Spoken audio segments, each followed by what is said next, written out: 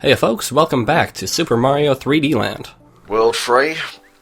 I don't think this one has a unified trope either, but hey, those propellers sure look 3D, so I guess you're getting your money's worth. Oh yeah. It's amazing they have wizard technology, animated postcards. Just how advanced is the Mushroom Kingdom?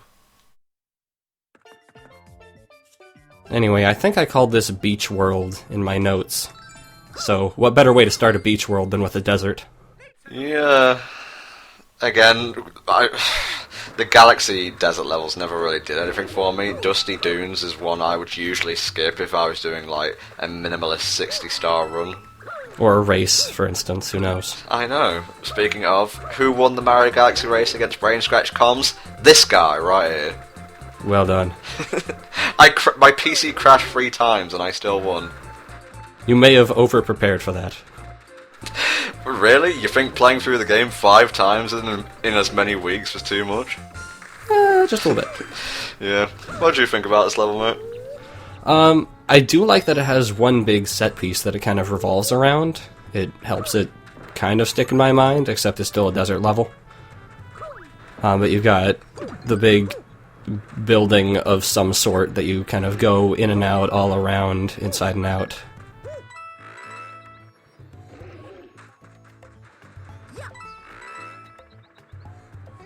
These things right here actually remind me of the boss. The things that pop out of the ground remind me of the boss from Super Mario Galaxy 2. I can't remember its name, but you basically use fireballs to destroy it. Remember that one? It chucked bombs. I need to replay Mario Galaxy 2, clearly. I don't remember that at all. The people watching will probably know what I'm on about.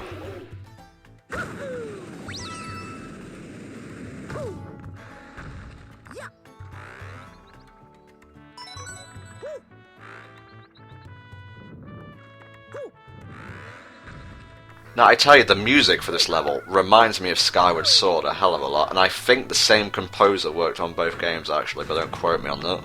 I would need to look at the credits, but I could see that.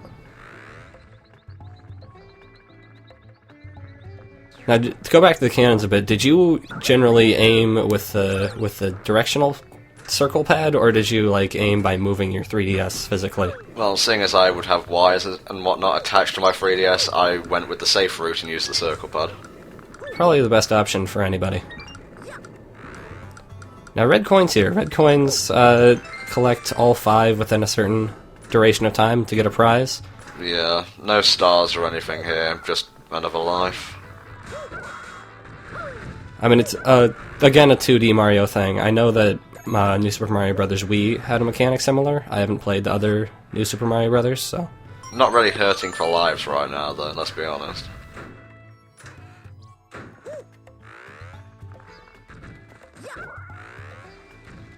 Just want to point out these guys are called Wallops, which I think is the best name ever. Pretty interesting. They're kind of like a silly cousin to the Thwomp and Womp.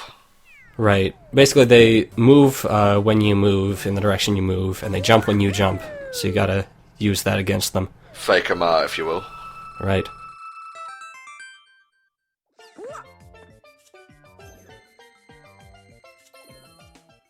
I can see what you mean about Beach World. The overworld music has a very beach feel to it. Right, and the second level is the beach level, so... Kind of... in my opinion, though. There's water, it's tropical-ish.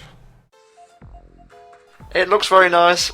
This is actually one of my favourite pieces of original music in the game. I just want to say the water looks really good in this game. It does, but this whole mechanic goes against all my 3D Mario gameplay sensibilities. We're underwater, yet there's no chance you'll drown. Right. The underwater basically controls like it does in 2D Marios, where you have to press jump constantly to ascend.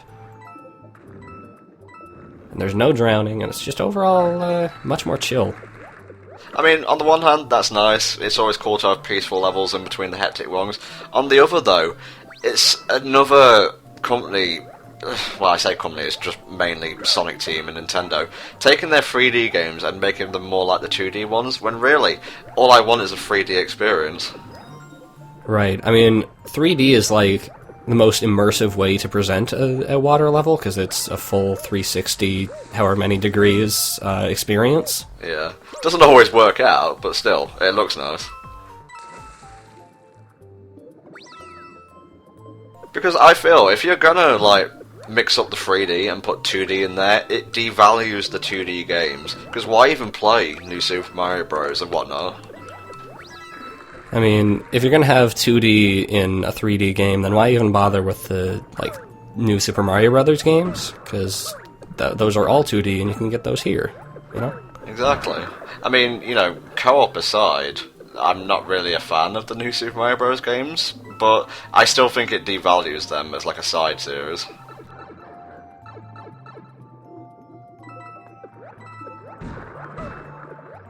Again, it's areas like this which really show off the whole fact that it's just a 2D game masquerading as a 3D one at certain points. Basically. See, when I play water levels in 3D Mario games, I enjoy the tension, like in the Galaxy games, for example, especially the ones where you go, like, deep underground in, you know, water-filled caverns. Those were tense and had great atmosphere. There's no worry about drowning here.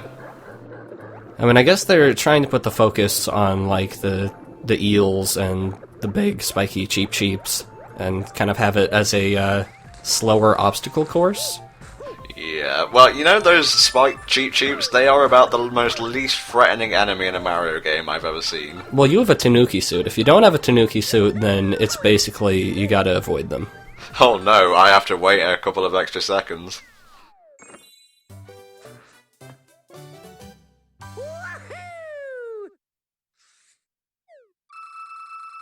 For all my gripes about it, the music is pretty good. They're very good at beach themes in the Mario series, for sure. Have you taken a break recently? No, Nintendo. I was actually planning to play the game you brought out. Is that okay? Can I just play the game? Is that okay? If you must. Anyway, this Toad House had a different little icon in the overworld. They have an album of some sorts here. I think this is the only Toad House that's like that. Yeah, it's the only one in the game. Basically, it's just like, so if you want to view the whole 3D postcards that you've been getting again, here you go. And you can save them to an SD card if you want to show all your friends. Wow, you mean I could show them to my friends when they could just play the game themselves? Well, you can make them jealous. Look at this 3D gimmick. You want to buy a console that costs like £100? I think they got a price drop recently, didn't it? At least in America. 3DS sales have just shot through the roof since then. I think, actually, in Japan at least, it's past the PS3's lifetime sales. Damn. I know, right? You know, look at these bubbles. This feels like an ice world, but there's no ice in it. I do like the whole patchwork design, though. For sure. It's like cloth or something. Quilt, if you will.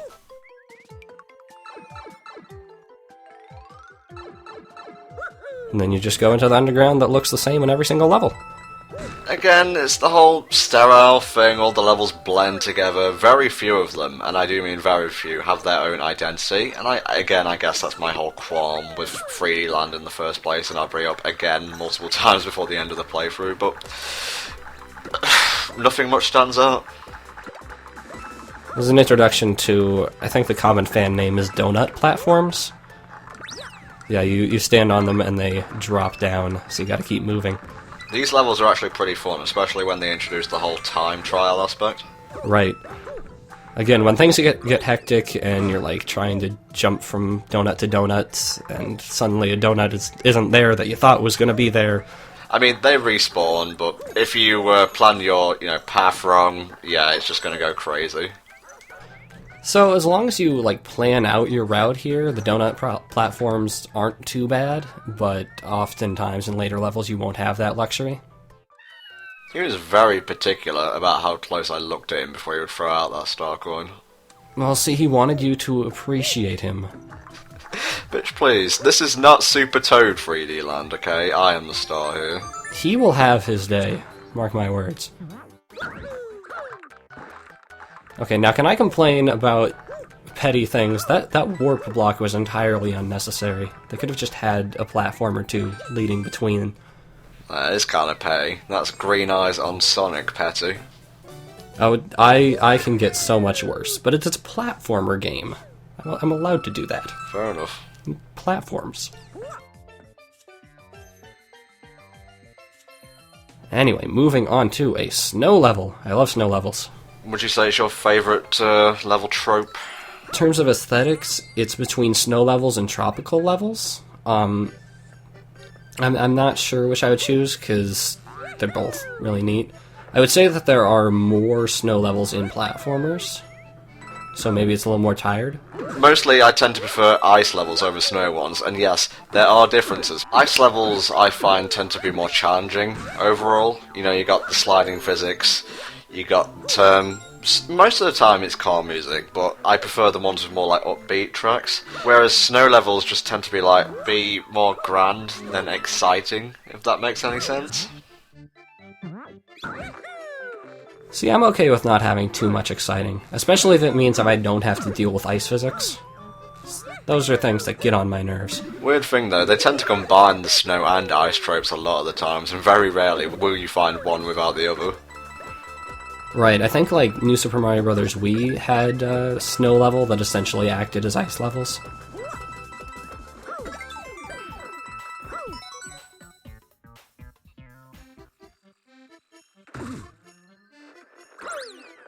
Oh hey, look, it's another thing from an old Mario game, the fuzzies. I love their faces, but I don't like dealing with them. I remember them being really jerks in Paper Mario.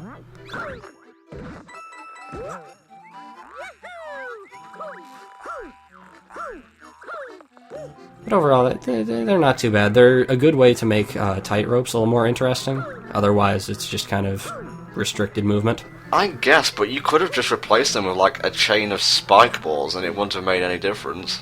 But they have more personality. So would a spike ball if you painted a face on it. The rareware approach, clearly. Yes, definitely. Now, who would think to, like, ride on that flying question block out into the abyss? Not you, I'm guessing, just judging by your tone. No. Maybe I'm a Neanderthal, but I think that's one of the things I have to look up on a walkthrough. I had to look up 1, maybe 2, 3 at a push star coins during my recording sessions for this, but those were on like the later levels, and they were just really tucked away.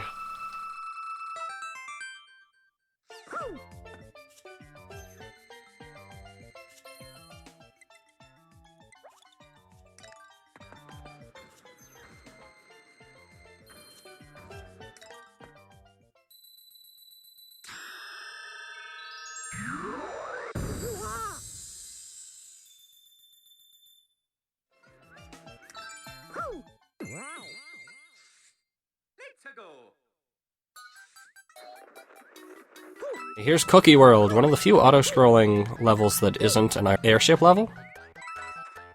It reminds me a bit of Pikmin for some reason, but I'm probably thinking of like the Gourmet's Kitchen. It reminded me of that one level in Galaxy 1, like Sweet Sweet Galaxy or something. Oh, Rocky Road or something. Because you likewise had delicious confections as platforms, and they would often move.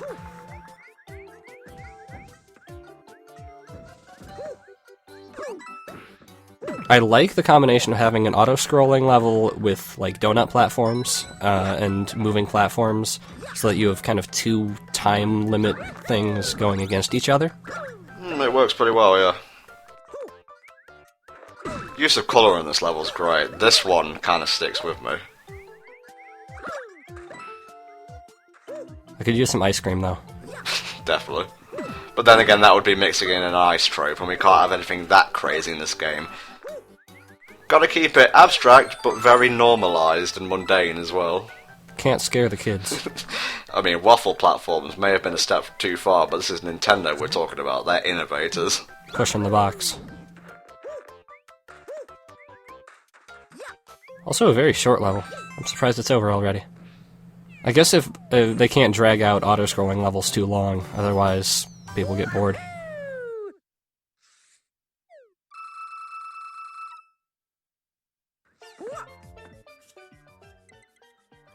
And then we have another airship, wonderful.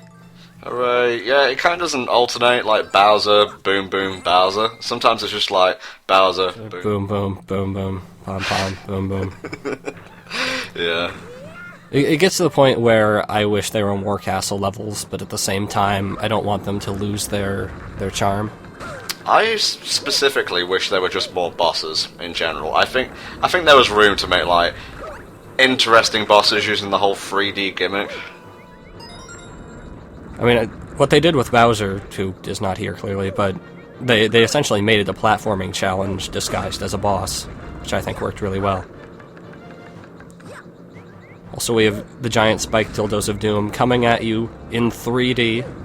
Actually looks pretty good, but again, I don't really play with 3D on that much. One, it hurts my eyes after long bouts of play, and two, it kind of distracts me from platforming and whatnot.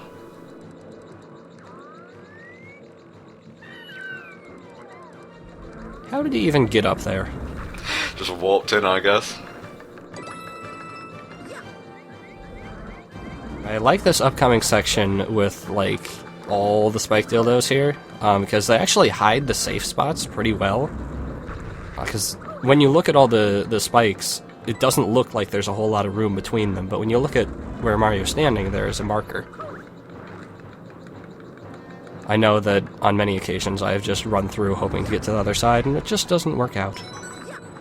This is actually a level set piece from World, but instead of coming down from the ceiling, it's coming towards you. I guess it works, but again, it's just reusing an old Mario piece of level design. Right, well, the entire point of the level is a throwback, so I'm almost okay with it. Yeah, it works, it's not offensive, but again, it could have been something different. Here's something different. An old friend with a new twist. Hooray? Question mark? I mean, it affects you less because, again, you're using the Tanooki suit, but as you can see, the floor is made of conveyor belts, which affects your movement as well as the boss's. Yeah, it just makes, you know, judging the perspective of his head and whatnot that much harder. I guess it adds to the challenge, question mark? Right. But again, with the Tanooki suit, you're just floating over it, so it doesn't matter. Hey, I have to use this suit, okay? Otherwise we wouldn't have gotten all the golden flagpoles. It's a perfectly alright excuse. That's my excuse and I'm sticking to it. It is an excuse, though. Yep. As long as you recognise that you have a problem and you can't play Mario games without a crutch. Clearly. But one thing that bugs me here is that they reused Boom Boom immediately after using him the first time, when you do have another boss that they could use. That's a good point, actually. There's a female version of Boom Boom. What's her name? Pom Pom. And she throws boomerangs, right? Right. Which doesn't make any sense, because she should be Boom Boom. Clearly.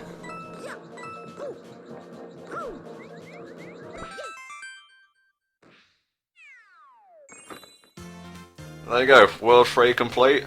Not a bad selection of levels this time around, but again, nothing much besides, you know, the auto-scrolling cookie road that sticks out.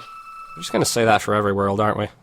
Pretty much. This is Super Mario 3D Land reuse of commentary playthrough. Woohoo!